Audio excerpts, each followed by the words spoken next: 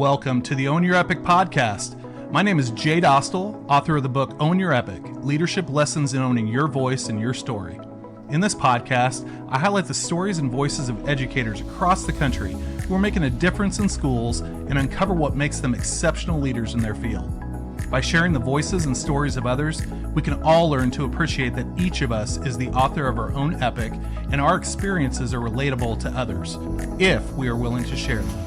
Let's get started on the Own Your Epic process.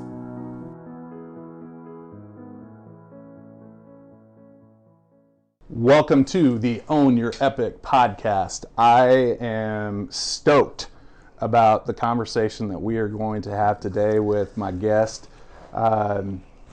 He's been kind of elusive. I've been trying to get him on my calendar, but I also feel like I have to have the payback because when I first got here, he back to Omaha, he invited me back on to his podcast, and we had a great conversation.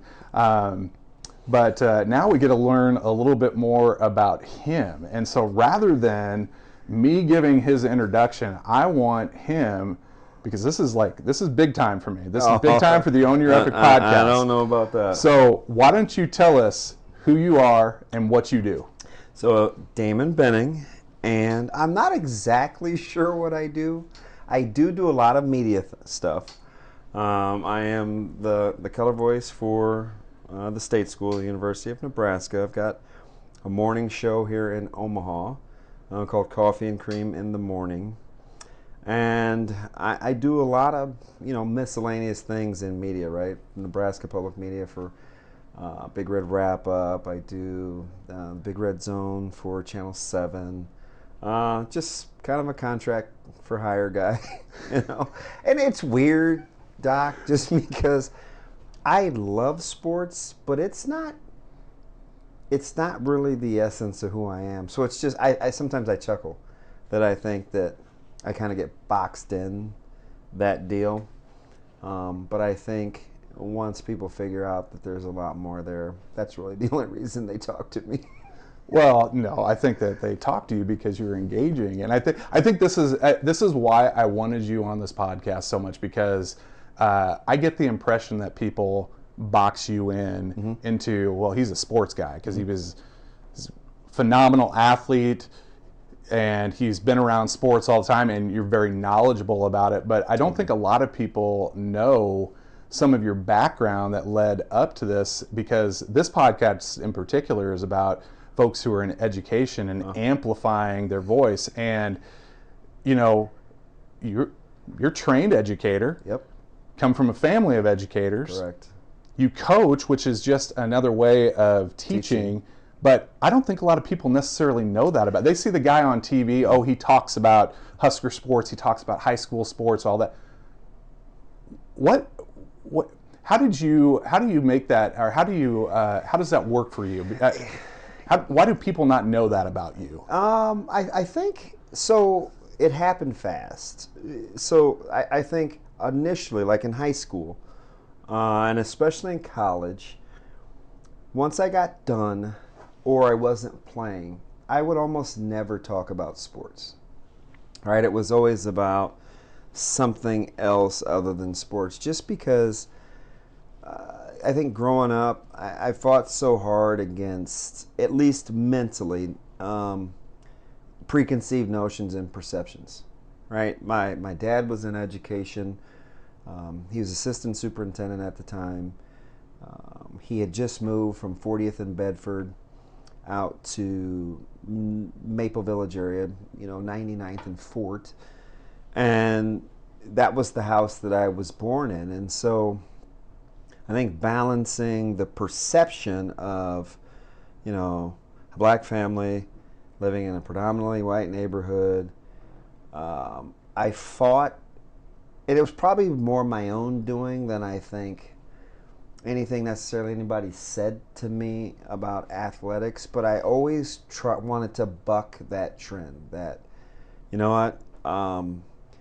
there's a lot more to me that interests me than just sports. It's just, a God-given thing that I happen to be good with. And so I had all these things in my head, Doc. It's funny. Like sometimes I'm my own worst enemy because I'm super analytical. But I would think, well, would they like me if I wasn't good at sports? Would they talk to me, if I wasn't good at sports? Could we be friends if I wasn't good at sports? And so, right, wrong, or indifferent, those were just kind of things on my mind, right?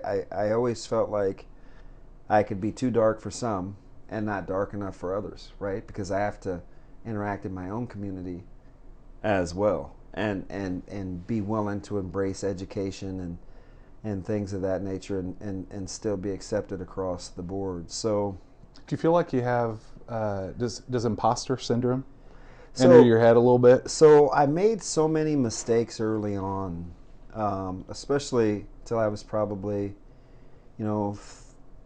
34, 35, because I think a lot of it stems from the fact that I just struggled with being at peace with who and what I was. I was tried to be a lot of things to a lot of different people, and none of it really stuck. So I struggled a little bit with not understanding my environment and my own sense of self-worth. So I found myself, I think that was the primary reason that I failed in my first marriage, is just lack of identity, lack of fundamentally believing and understanding who and what I was, and not needing to be anything different for anybody else. And so I think it all stems back from the whole, what do I correlate you knowing me with? Is it through sports? Is it through education? One of the things I said on the show this morning, somebody tweeted an old picture, and I had on a sweater and an open collared shirt, and my co-host said, wow, I only usually see you in zip-ups and warm-ups. And I said, there was a point in time where I wore a suit for 6 or 7 years straight, right? When I was working at the TAC building for the school district, and there's just this utter disbelief, because he's only known me in the past handful of years, not in some of those formative years as an adult, not my adult child years, but those formative years is kind of in my adulthood, where I was trying to kind of find my way. So I never really grasped who I should be, when I should be it, until I absolutely failed. Yeah. And failing at miserably the way that I did, I think really got me to re-examine being authenticity, kind of just being who you are, not leaving that open to interpretation. And I think that's kind of been the difference. And so I'm one of those people that, if I first meet you, it just depends on what the subject content is. I typically don't offer anything up. It's just based on how the conversation goes. So if the educational background, or, K through 8, minor and special, if none of that comes up, then it's not usually anything that I talk about. A lot of times it's, it is athletics or sports related, because I think that's primarily what people want to know about. But I also think, in this weird sort of land the plane way, it's one of the reasons that my media career, especially on radio, I think has been relatively successful, because I think there's a certain amount of depth, maybe not be the right word, but there's a lot more there than I think would initially meet the eye. So I'm always trying to intertwine athletics and life together, and it's just, and here we are. Well, it's interesting you bring that up, because in the time that I've known you, very rarely our conversations have anything to do with sports. Almost never. Never. Which is one of the reasons that so that's kind of why I gravitated towards your personality, because, I'd watch you work, and I hear all these stories, and I know so many people that were at your former stops, and I was well aware of you when you were at Millard West, and that's early 2000s. And so many failures ago. So when I watch kind of the way that I think you work, where there's this human component, there's a growth component. I liked you on social media. I'm like, there's some depth here, I think, right? So then I would just watch, and I would say, okay, am I pitting what I think versus what I see? Like, how are these interactions? And so, like when we talk, I'm as much trying to learn probably as you are. And the way that I can learn isn't through the vehicle of sports. So it almost never comes up unless, maybe we're talking about West Side or something like that. But it's usually about life, kids, or something other than sports. Well, so what's crazy about that is, so it's going to seem somewhat stockish because I told your wife this, but like I watch you, just how you interact with different people and how you present yourself, because as you were telling your story about all of the failures that led up to where you're at, I'm the exact same way. And I mean, you and I are very similar, that we fail in very public forums, and it's hard for people not to hold on to that and think about it long term, but with the understanding that we fail, but then we grow. And I guess that's where I wanted to ask you is, if you think about the past 20 years or so, and you think about your time in education, your time still in education, because you're still around education, you're coaching, is how do you take those failures and those growth opportunities that you have experienced and translate that to kids to say, listen, I know you've got everything, your own kids or the kids that you coach, how do you translate them and help them see that, listen, it's not going to be perfect all the time, and yes, people are going to have a perception of you, and you have a choice of whether or not you're going to let that perception control you, or if you're going to try to do something different. Because again, you said perception of you was you're an athlete and this is what you're about. Rainbows and butterflies. There's so much more depth to you. So how do you convey that? I think a lot of it was just from being authentic, right? Where if I'm talking to students or even players or even families, and I think it's important when backstory can present itself, tell it. And so that's a lot of what I do, because I think in order to know where you want to go and where you think other people are, you have to kind of know where they've been. And I think a lot of people are reluctant to share some of that because they're afraid to be kind of judged or critiqued or have it not meet a certain standard. But for me, vulnerability is tough. It is, but it's powerful. Very powerful. It is so freeing when you can make yourself vulnerable, because that's when real growth happens. And it's funny you used the word vulnerable, because I think the two things that changed my life almost happened simultaneously. Going through my divorce and my father being diagnosed with aphasia in a form of dementia almost at the same time. They were within a year and a half. And so between 2010 and 2012, when I was really struggling personally, my dad was diagnosed in 2012. And so it seemed like a very good time to take the focus off of what I hadn't been and start realizing what I need to be and what I've been called to be. And so there were some tough times. 2011 to 2013, 2009 to 2013 was not a good time, personally and emotionally for me, and went through a lot of ups and downs and some growing and some pruning where you have to kind of be cut back and then grow a little bit. And I still, I don't really have it all together today, but I mean, that was critical for me, because I figured my dad is my best friend, and that was my go-to.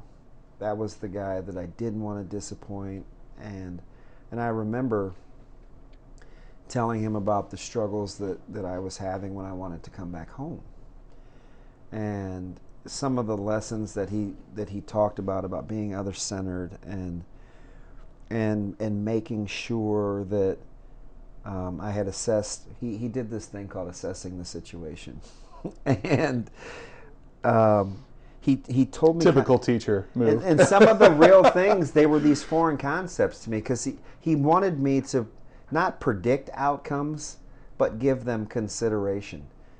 And it really helped me. It sounds contrarian, but it really helped me maximize in the moment. Because if I was going to think about this decision could mean this potentially, there could be this option, this option, this option. You gather that in. How does it make your tummy feel? You move ahead. It keeps you from making further irrational decisions in the moment. I think one of the things that I've become pretty okay at is very even-keeled in the moment, especially when it's chaos. And while I can be excitable, the words are still measured, and they still kind of have meaning, because I think I've just been trained through various trials. Some of them were good, right? I mean, catching a punt in front of 90,000, or fumbling on national television, in your first road game as a redshirt freshman. Like those are all tools in which you can learn to grow, and are part of growing. And so there are some things that just came very naturally that I didn't feel were applicable to some of the things that I was going through currently, but they really were, right? Yeah. Composure, audience of one, right? Am I doing the things that I need to do to give me the best chance to be successful? All things that were kind of topsy-turvy in high school and college when you're competing and you're playing at a high level, and sometimes you get benched, or sometimes you get beat out, or when I'm cut in Carolina. Like just using things that you think are athletically driven that are really just life components. That's really when the trigger started to happen. So when my father was diagnosed, the first thing I immediately thought, who am I capable of being that my family needs me to be right now? Not who do I need to be? Because it sounds like it's just a change of a word or two, but it kept me being true to what I think. Not only was I capable of sustaining, but it allowed me to assess the situation at the same time. So it's strange, and sometimes it's a little eerie, and sometimes it hurts my feelings, and sometimes it motivates me when I go back to how most of the growth came from some of the most inopportune, or I say dark times. And I think it's important for people to understand that when you're either trying to problem solve, or you want to provide insight, or you want to growth, it's not always what happens. It's when it's good and it's positive that can dictate outcomes. Sometimes it's how you manage 70%. Sometimes it's how you manage 65%.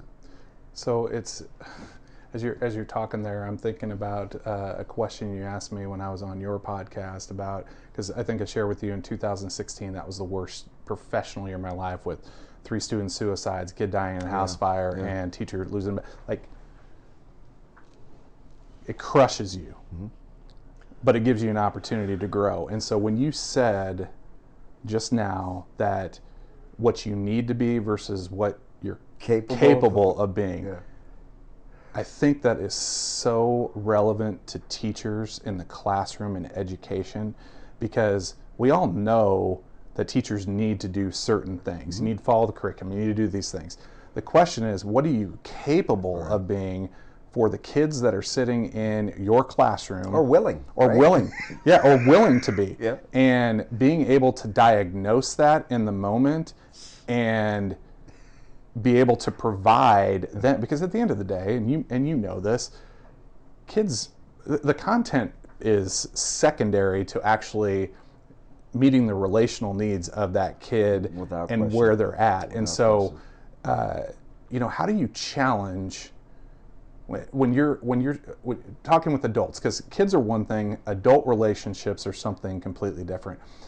How do you stretch people to kind of get to that point? Because you're not, at least with me, you're not confrontational. No. I don't see a lot of highs and lows when I see you interacting. When you're coaching, I don't even see a lot of highs and lows there. Even on Twitter, when people disagree with me, there's a very methodical way in which I go about it. How do you stretch people into kind of getting into that headspace? How do you teach them?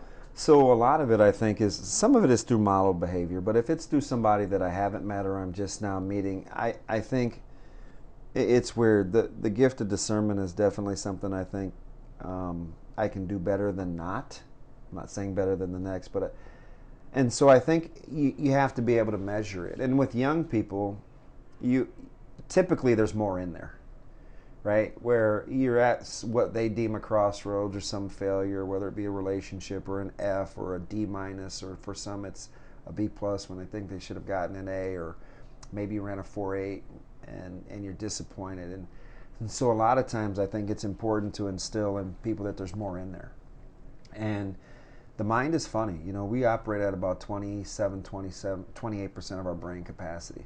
And so I know that there's a lot more in there that we're capable of doing if we're just willing to ask ourselves, is this something that we're willing to do? And I think it's really important. And sometimes it's difficult for teachers. I mean, you get into 8, 9, 10, 15, 20, 25 years of doing something, and you've seen that there's success, you're probably less apt to take those philosophical self-inventory challenges, right? Right? It's Yeah. like, well, I know this works and I've done this for X amount of time. But I think the thing is why I like to use the word capable, is because is that something that you're able to do for this particular student or this particular issue at this particular time? And when you keep those emotional guardrails in place, those mental checks and balances, it's not foolproof, but I think it can provide guardrails sometimes for conflict resolution, right? Okay, what's the desired outcome? What do I want to have happen here? And then I'm thinking, okay, it's E plus R equals O is really what it is, right? Right. So the event happens, there's the outcome. The only thing that you can control is the R. But within that response, is it something that I can grow in or be comfortable with to get the desired outcome? If I'm not willing to go there, then I don't think you reserve the right to complain about the outcome. And Fair. I'm very resolute in that. I'm like that in my own household. I'm like that with the kiddos that I raise.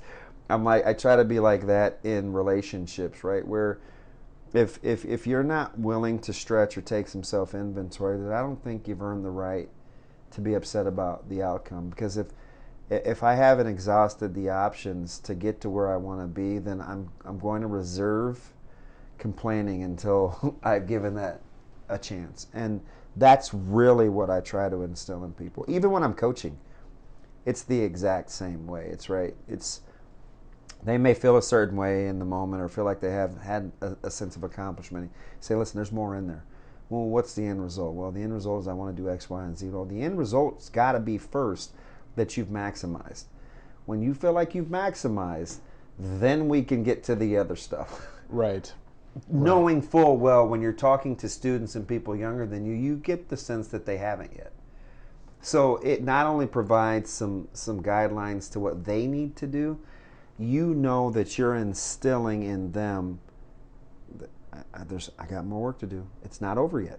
It's not over yet. This book is not written yet. I have a chance to continue the chapter, erase, and change some things. Like right now I'm just proofreading.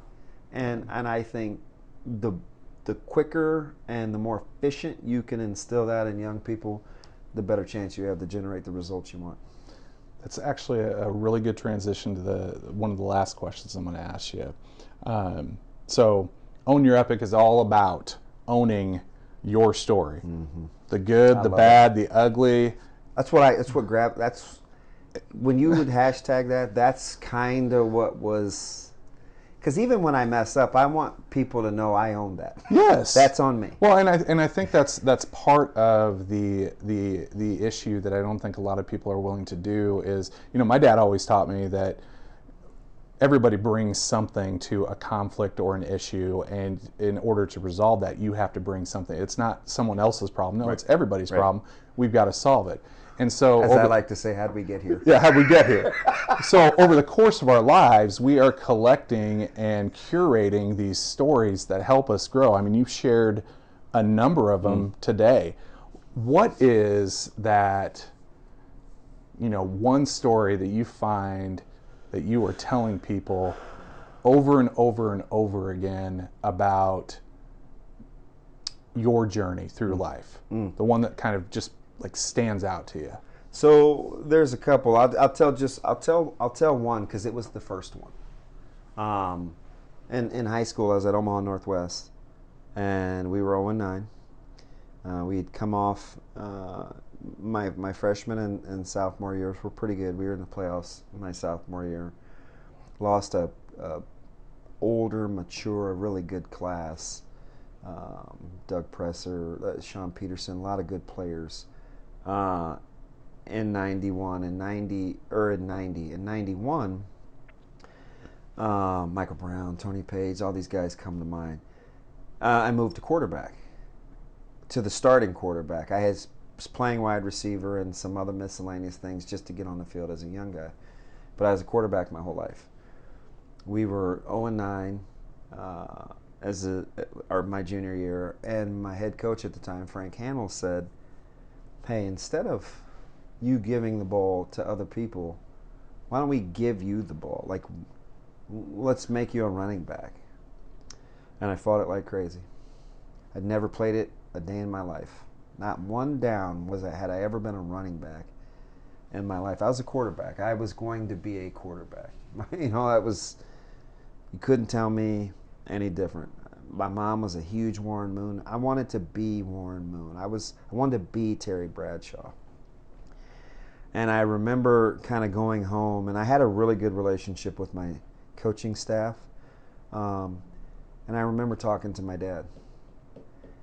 And he told me, he was using all these terms I didn't even really get at the time. Other-centered is one.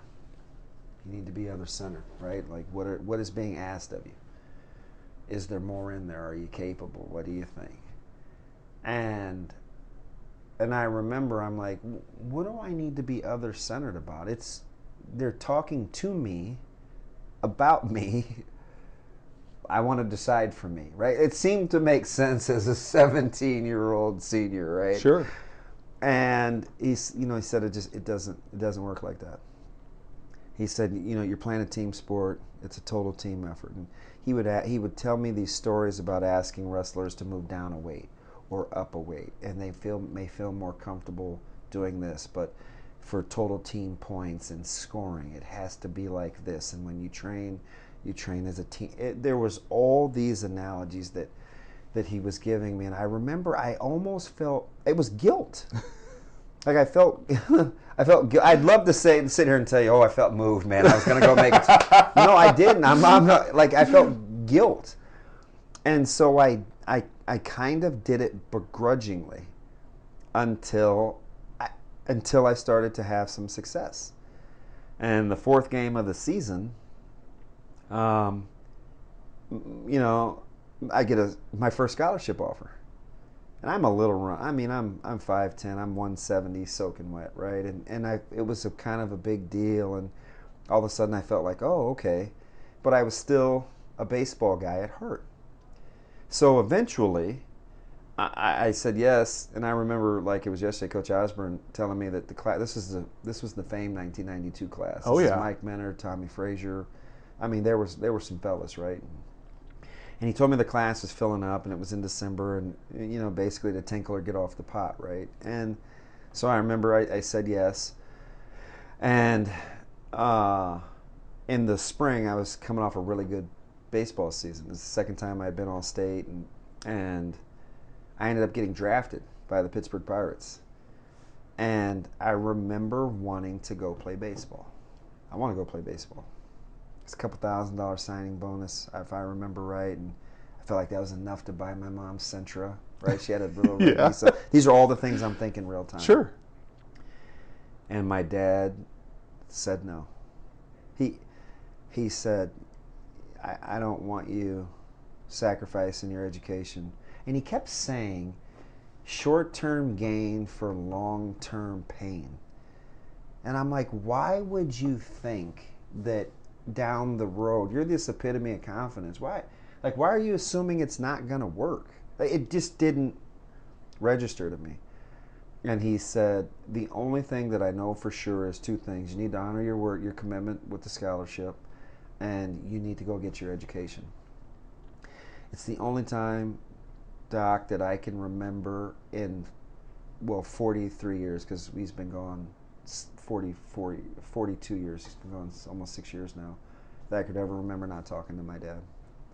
Wow. 3 days, 4 days, didn't speak, didn't have any sort of real meaningful anything. And turns out he was right. Right? And so now, the funny thing about that is, how does it manifest itself in me? I'm willing to say things, and sometimes it's to the bad. I'm willing to say things that may hurt your feelings, that may get you upset with me for a little while. But I trust that if I'm measured enough, then it's coming from a good place, that ultimately it will win out. Now, it doesn't always. And Jay, I tell you. But if you go in with it, with the heart that you care. That's my thing. And you do. That's my thing. Is you know that even when I used to discipline the kids when they were younger, I'd say, hey, listen, this is because I love you. And I felt like it was... I hated hearing that from It was important for them to know, because that was the impact that those decisions had on me. It was coming from a place of love. And I knew he wanted the best for me. And so I had, over time, as you get older, you start to trust in those things, and you reflect on those things, that it's not just lip service. He really did do this out of a place of love. It wasn't because he had to be right. It's because he wanted to get it right. And I just, that's it in a nutshell right there. You know he's smiling down on you now. I hope so. Jay, there was a stretch where I realized I didn't have very many friends. First couple of years I lost him, it was tough. Yeah. I felt like I talked to myself a ton, and I was just in with my kids, and I just didn't I'm like, I got to trust more. Yeah. I have got to get outside of this share thing. And that kind of changed my career in media, because I started to be a lot more open and honest about the things that I was being consumed by and with, and how it related to sports. And I think ultimately that's been the difference. Man, we're I want to continue this conversation for like the next hour, but we're at the end here.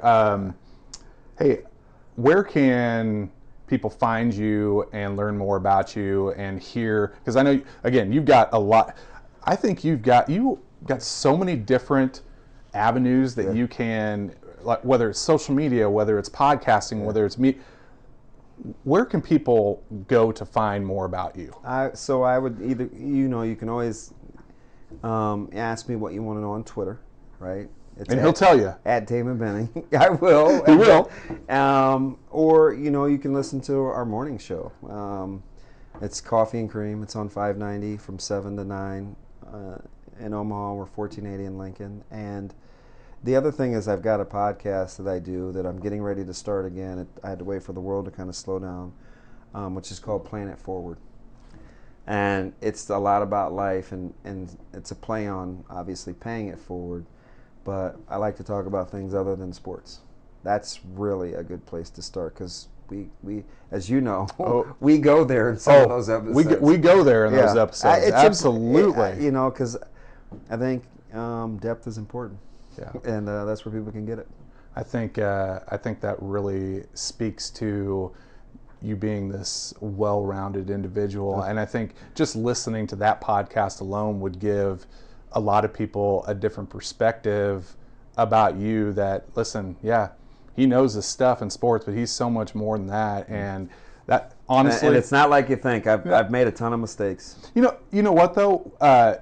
You make them, but you learn from them. Mm-hmm. But this is exactly why I wanted you on this podcast, because I needed people to know that we have these images that we sometimes present, but there's so much more depth to you. And the fact that you're able to come on here and be vulnerable with me and that we're able to have this conversation, man, it means the world to me. And I can't thank you enough You're a good man. Spending the time with me. This district is in good hands. Well, I appreciate that. Thank you. All right, everybody, that's the end of this episode of the Own Your Epic podcast. We will see you around on the next episode. Thanks, everybody. Thank you for joining me on today's podcast. To find out more about Own Your Epic, check out my website at ownyourepic.blogspot.com, where you can purchase my book or subscribe to all the latest blog and podcast updates. Until next time, own your epic and share your voice and your story. It matters and can make a difference in the lives of others.